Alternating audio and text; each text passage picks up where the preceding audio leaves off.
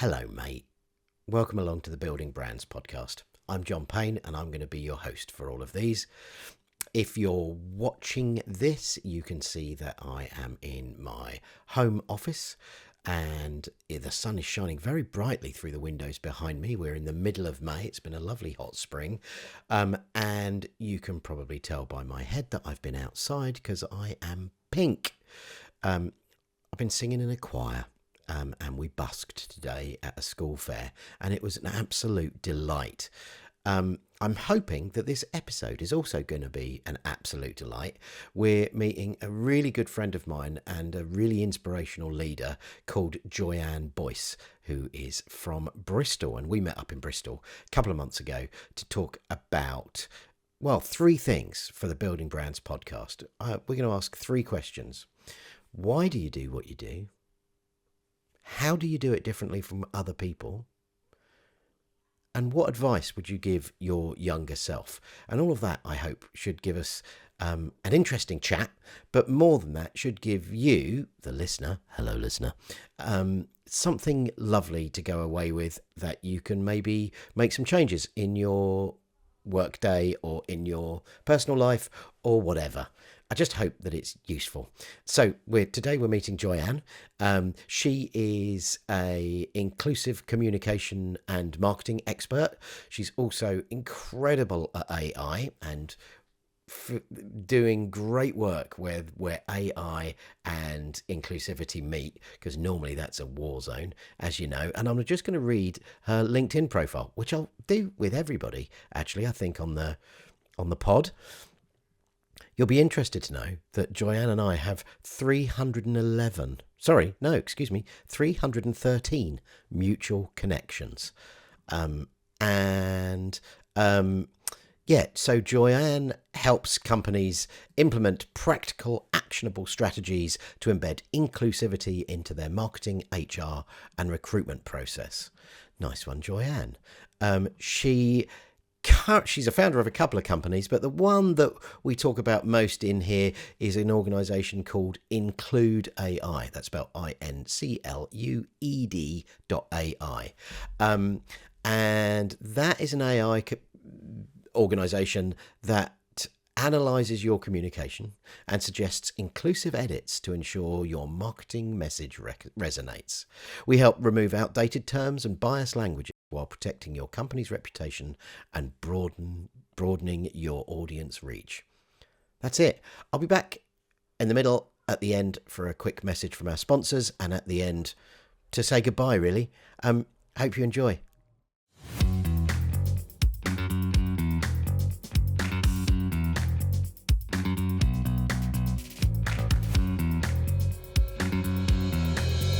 Hello, Joyann. Hi, John. Thank you so much for being the very first guest on this podcast. Appreciate you for having me. Oh, mate, you're the first person on my list. How long have we known each other? Since I started my business, so 8 years. 8 years? Yep. Wow, that is like that's a proper length of time. Yep. I'm about to hit that decade in the industry. I can't wait to start saying it, over a decade. I'm just like, yeah. I round up now sometimes. And what was that business that you started? Social media agency. Yeah, an accidental start as well. Yeah. Because I was with the Princess Trust and they were like, I couldn't get a job. And it's like, why don't you just do it? And I met with a lawyer and then created a business. And I was like, oh, I need to get clients and da-da-da-da. And then someone told me about you guys and yeah. Yeah, I remember that. And then we weren't in the tobacco factory then, were we? Or were we? I don't think so. I can't remember. We were in Ardman, maybe. Cool. So 8 years in the industry. So we have our three questions that we asked people like you. And hopefully, I'm hoping that we figure out what it is you do during the first one. Okay. Why do you do what you do? Why do I do what I do? It's a tricky one because I didn't want to do what I do initially, but the more I did it, the more I realized it was needed. I think marketing has the power to change the world. Right. And I think the principles of marketing have lost their way a little bit, and we're causing more harm than good. We're still selling stuff, which is this bit I want to caveat. It's still marketing. It still is marketing and sales, but the way that we're doing it, the more I learned, the more I was just like, this doesn't make sense. And I feel like if we're gonna do it, let's do it well, and to do it well, we need to do it inclusively. Right. Okay. So, you started a social media agency. You weren't doing this. What was the first inkling that you needed to figure out how to do it more inclusively? A couple of little things that were happening, like as I was getting more clients, I would get the generic social media management, but occasionally I'll get someone and they'll come to me and they'll be like, so we're trying to reach a certain demographic. We're trying to, do this thing, but they wouldn't say it. Yeah. And I'm like, you came to me because I'm a black woman and you're trying to reach black women? Yeah, that. Okay. Marketing personas, and I would be asking them marketing questions, and I think they were surprised that I was asking them those questions. And I'm like, it's still the same principles. And then the other one, which I talk about often, I did a lot of stuff in the tech sector, and when the whole coolest monkey in the jungle situation happened in 2018, everyone was outraged, and I was just looking at it through my marketing lens. I'm like, yes, this campaign's offensive, but it's also bad. Yeah. And the two elements were always being missed. People were talking about how H&M is racist, and I'm like, the company itself, yes, has problems, but there are situations in there that either someone wasn't empowered to point something out, they didn't have the knowledge, or they didn't think inclusion applied to marketing. Right, yeah. So those are the layers that I was like really obsessed with, and that's how I got into the inclusive marketing bit. Because I didn't like, funny thing to say, I didn't like diversity and inclusion. I didn't like it as just a thing. Yeah. But I realized in marketing, it to me was a beautiful, complicated mess, but solvable. Yeah. It's practical. Like, you need more diversity, you can get more diverse stock photos. You need more this, you could do, like, there's a problem, solution. Yeah. And instant gratification, because I came from social media background, so I needed that. Because it's like, okay, I think my very first campaign, I was complaining to a mentor at the time about there not being diverse stock photos. Yeah. And he was like, well, we can get you a photographer. And I was like, oh, okay, cool. We're making diverse stock photos. And then somehow it ended up on the BBC. So yeah. I stumbled. That was really cool. I did not know that. Like, I didn't think it was that revolution. Because it's, again, problem, solution. Yeah. Needed it, did it. Apparently no one else had did it. I was like, what? Yeah. Yeah. It was really hard. I mean, I wasn't looking enough, obviously, but I remember when you had that and you went, oh, if you ever need any inclusive stock photography, I'm like, why would we want that? Of course, it's all inclusive. I know, if Joyann's telling me that it's not, maybe. And then, like, your hands appeared on so many tech websites we did. Oh, we need someone with a keyboard. Okay.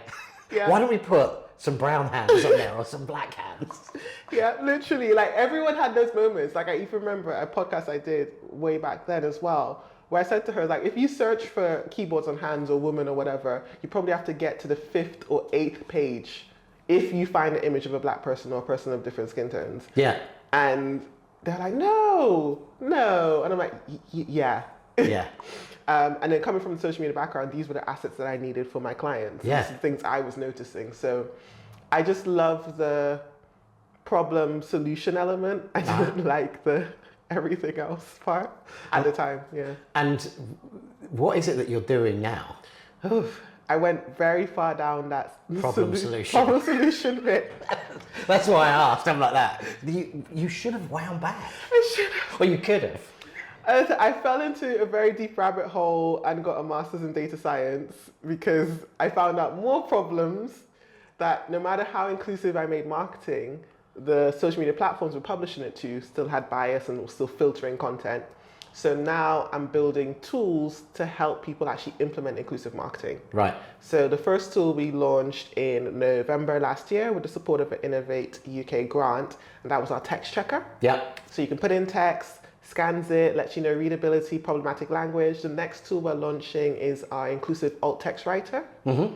One, some still don't write alt text, which if you don't know, alt text is to help visually impaired individuals understand what's in the image. Also helps with SEO. Yeah. There was a period of time that's where we cross over so hard. Where I was like, the more I dived into alt text, I would see these SEO articles about like pump all the words into it. I'm like, no, don't do that. So yeah, we're building the tools to help marketers practice inclusive marketing, and essentially in a non-egotistic way, but egotistic way. I want to put a mini me on every marketer's desk. So I've had times where clients have called me up and said, it's Black History Month, can I publish this? And I'm like, no, but you don't need to call me to request that. Oh, I've had a client say, again, with stock photos, how do I find stock photos of Black women? Type in Black women. Yeah. So these little things, again, it sounds funny, but that moment of doubt the marketer has on any subject matter, not just race, stops them implementing. Yeah. It's really hard if you are from the majority and you want to kind of implement that change and be a decent human being and put people who don't look exactly like you or have the same ability as you physically or neurologically on marketing materials. It can, until you've done it a few times, it feels really weird to even voice it. So I can see why your clients were like, we're going to a particular demographic. Obviously, I don't have this problem. but now still typing it in or doing that, when you were telling me about that alt text thing earlier, and I was thinking, I feel so uncomfortable mentioning people's skin tones and their hair type and all of that kind of stuff when I'm doing alt text. But I think part of that uncomfortability, I'd be interested to see what you think actually. Obviously, otherwise, why are we having a podcast? Otherwise, I'm just talking to myself. But I wonder whether some of that uncomfortability is just it's really shining a light on my privilege, particularly as a 55-year-old white guy, that actually I have to do this. Oh, I don't have to do this, but I feel like I have to because up until now, it's been super easy for me, and just making these small changes it doesn't feel like an erosion of my privilege, I don't think, although probably at some place it is, right?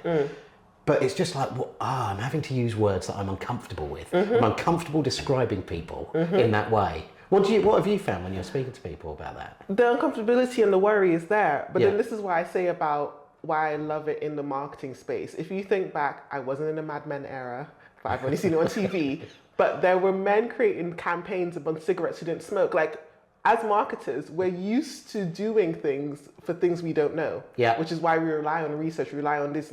But there's this element where as soon as we approach inclusion, we kind of lose that framework of thinking. Yeah. Because there are people who create period campaigns and never had a period in their life. There's all these things that we're used to doing, having not experienced it, and we fame ourselves as good marketers by being able to be creative and connect with audiences that we don't have it. But as soon as you apply any level of, this is diversity and inclusion, so it must be a HR, it's like, no, it's still marketing. And you don't need to be uncomfortable about it, you should just jump in. Because the more you jump in, right, then normally I've found you just become much more comfortable with it in those conversations. Yeah. And the more you learn and then the more you understand your audience as well. That's the thing I always try and bring it back to.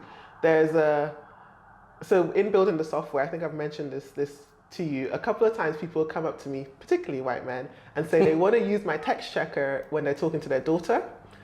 And I have these moments of, no, you need to learn how to talk to your child. That has nothing to do with the work I'm doing.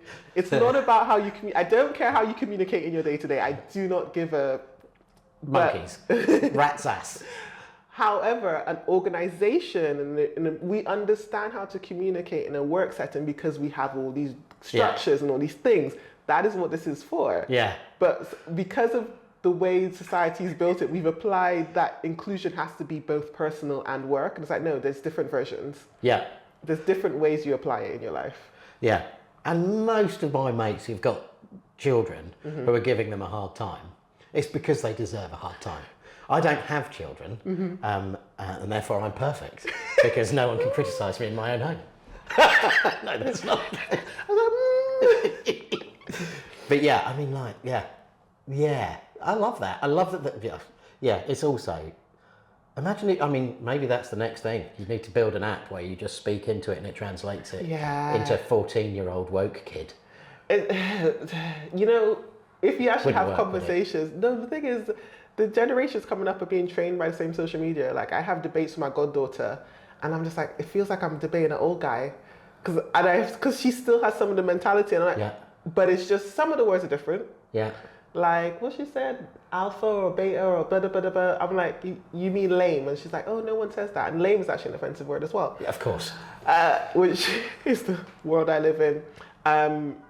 Where the words change over time, but some of the conversations are still the same. Yeah. But I think we're all just so afraid. Yeah. And I just hope that someone said to me once that our platform is helping people fail in private. And I feel when we fail in general in life, we don't want to share it. But sometimes when you don't share it with anything, a tool, an AI, whatever, you don't learn. Yeah. And that's the bit that we're missing now. We're in the internet era. People are failing at their desks, doing their job. And if they fail publicly, they get degraded by their boss, their manager, or the campaign fails and it's very public. So the micro little levels of things, like maybe they type an email wrong or something like that, they just avoid it altogether. Yeah. Rather than trying to learn what is the next thing I need to do, what is the little change I can do to get this mini win so I don't do that again. Yeah. Nice. Oh, I like that. So if, thinking about your inclusive text checker, can we share that? Because I've used it, and it's, I really love the fact it tells you that that my sentences are broadly confusing, I think, but also I write in a really highfalutin style.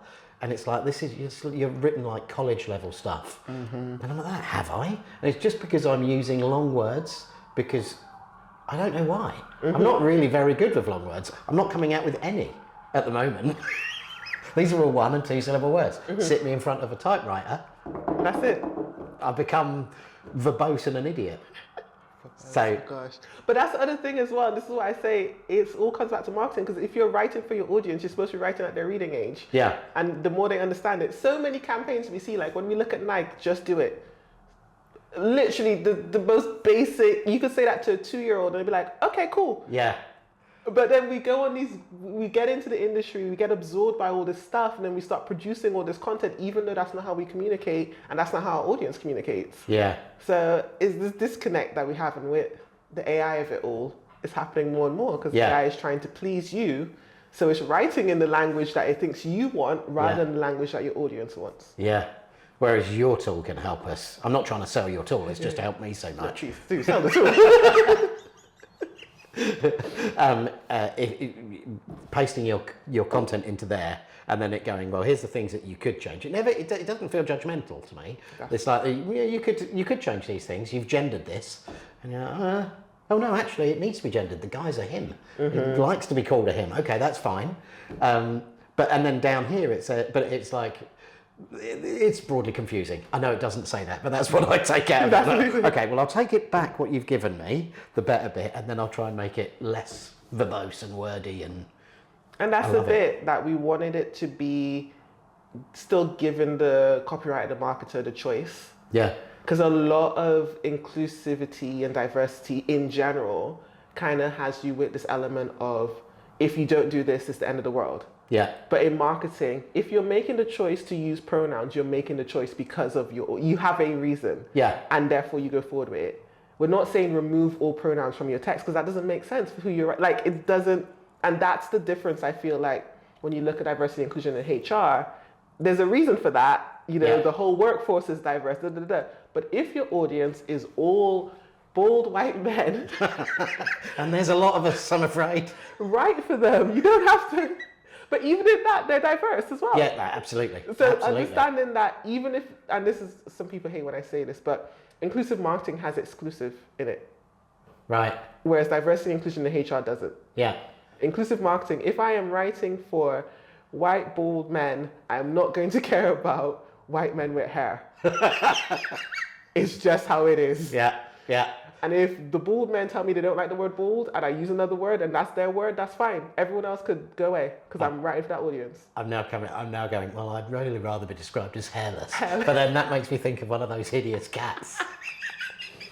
That's the thing. If hairless will make you buy the product, I will use hairless. Yes, Joyann. That's great. So how do you do what you do? And I guess this is, whether that's your AI, whether it's out speaking and all of that kind of stuff. Mm-hmm. How does Joyann Boyce do what she does differently to the other people who are in that sector?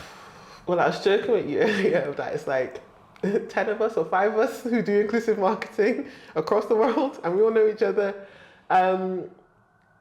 Just seeing the wins, I think there's a multiple of levels that make me keep going even when I think society's not there yet or it doesn't care or so forth, is the little progress you see, especially with generations coming up and the things that they just feel is normal. Like they're just like, oh yeah, of course I'm gonna get a toy that looks like me, of course I'm gonna get this, and I'm like, you don't know how that wasn't normal in my day.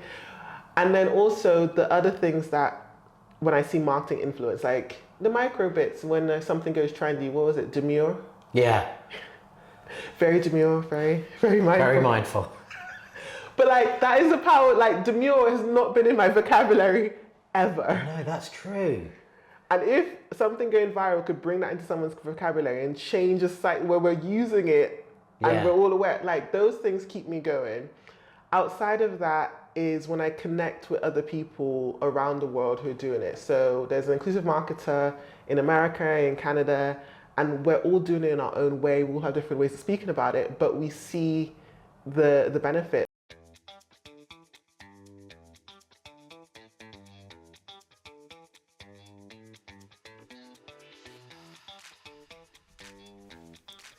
This podcast is brought to you by, actually we don't have a sponsor yet, so it could be you. We have around 11,000 followers on LinkedIn. We've got around 1,200 newsletter subscribers. We're going to market this podcast to those people pretty actively. And we've got about 10,000 visitors to our website every month. And we get about 1,000 delegates and sponsors through the door to our events, of which we hold 4 or 5 a year. More on extra events later. So yeah, if you would like to sponsor, get in touch. I'll put my details down below. I guess we are kind of sponsored. I'm underwriting it until we find a sponsor. So I'm going to do a cheeky little shout out for my own podcast, which, just be warned, it's incredibly explicit, incredibly disgusting. But if you like the sound of my voice and you like swearing and bad stories, and you like hearing about Google reviews, then maybe you should join me and my friend Charlie on the 5-Star Pod, where we find businesses with bad Google reviews. We give them unsolicited business advice, and we give life coaching to the people who've left the bad reviews, because often they really need some help. I'll put the details for that in the description as well as all of the information and links about Joyann's company, so that you can check them out and get a free trial on her InClued.ai language trainer thing. I love it. I use it all the time. It really helps my writing. Anyway, that's it. Back to Joyann. Well, actually, let me just be clear. The camera broke halfway through this, so we kind of pick up and I'm nattering on about something, but you'll pick it up. Stay with it. You'll be fine. All right. Okay. Bye. How we are making websites more usable for people with neurodiverse or the neurodiverse community, and getting them translated. And with my old SEO hat on, I used to lean into, if you can make it so that it's translated and useful for people and readable by people with dyslexia, so colours and all of that kind of stuff, making sure that works, and using simple language, you'll get an expanded market. Mm-hmm. Because and I've heard you say it in the past that there is so much of a bigger market if it, as you say, if it makes sense for your product or your business to market inclusively.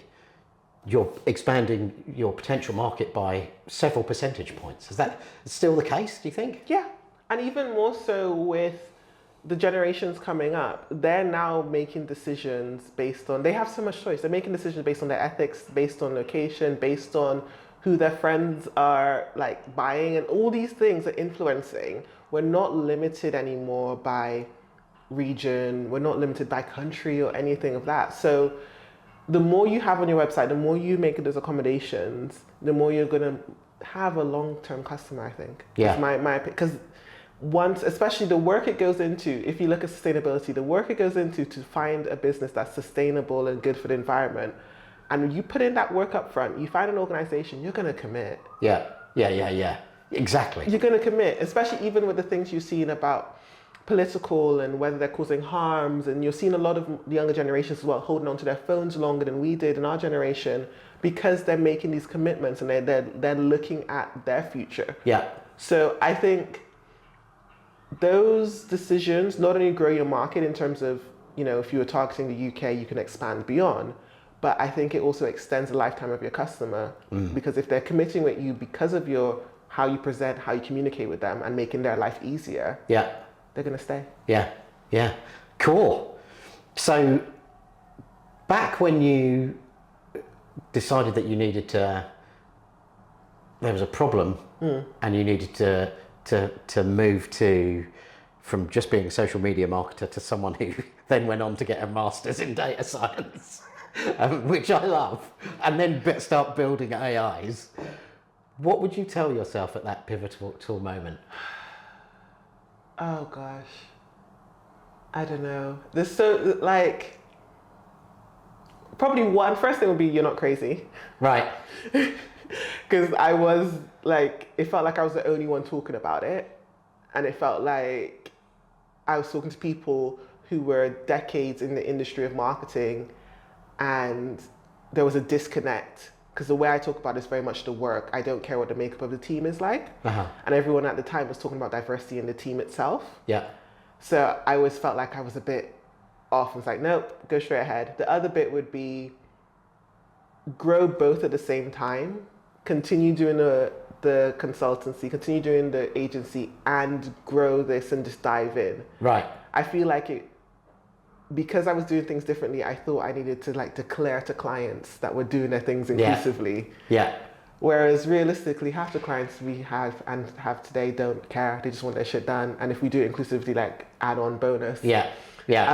But in my head at the time, I was doubting. There's a lot of doubt. So I would say dive in, don't doubt, and just keep going. Probably faster. Keep going faster. Keep going faster. The first three sounded like really healthy pieces of advice. And then the last one is why entrepreneurs get knackered so much. Is because keep going, but faster. Yeah. No, honestly. Because like some of the things that I'm doing now, I could have done it then. Right. But I just thought, it's a self-confidence bit. I thought I couldn't. I thought I needed this. I thought I needed that. Right. Obviously, the benefit of generative AI coming about has helped. Yeah. Obviously, doing a master's in data science has helped. Yeah. And I need to complete that. But I had those ideas early on. Right. I had those things early on, and I was waiting for someone else to validate or Right. an investor to validate. And if I just ran with it, built my mailing list, and all these things that I know as a marketer to do and would advise clients to do, if I just did it then and was like, figure out the rest later. Yeah. We're doing, yeah. That's good. So you're not crazy if you have these ideas. No. Lean into them. Don't wait for external validation. You might be ahead of your time, which is a weird thing to be, because it feels, again, it might sound like I have an ego here. I'm like, I'm smart, but am I that smart that everyone else is not figuring this out? Yeah. Like, and the feeling of being ahead of your time also, when people do catch up, you have to not be bitter. Yeah. Oh, mate, yeah, that's a good one. And just on the ego thing, you are one of the people in the world with the least ego I've ever met. I don't know how you do it, because you're magnificent. But oh gosh, you don't hear when I'm just like, are they dumb? I do, but when you say that, normally they're dumb. Like we've only just, okay, I go on period campaigns because it's the easiest one to see. Why for decades in period marketing we were using blue blood? Yeah. Why were we convincing the whole world that women bleed blue? Yeah, weird. Like, Is it because, yeah, but yeah. Is it because men might have seen those adverts and then, we'd be traumatized? Because it's only since they got the vote, right, that women have been having periods?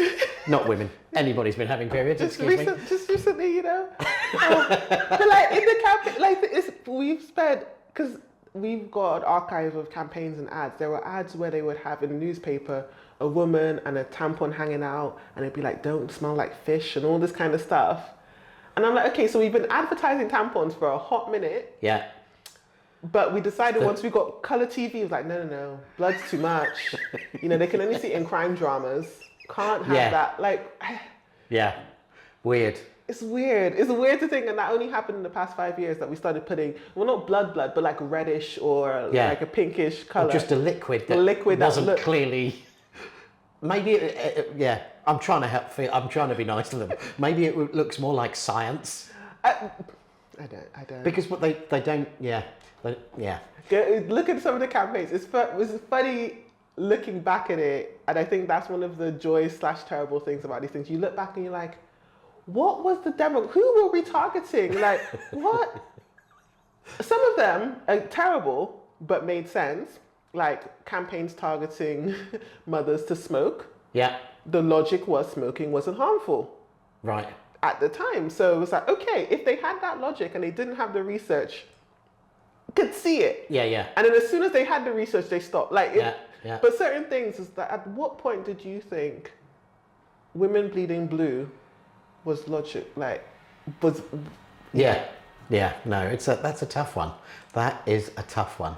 Well, I didn't realise we were going to go all the way from you being a Prince's Trust person all the way through your career right up to women bleeding blue, which is I have to say I love as a hashtag for better period products advertising. Before we close, and thank you so much for being here.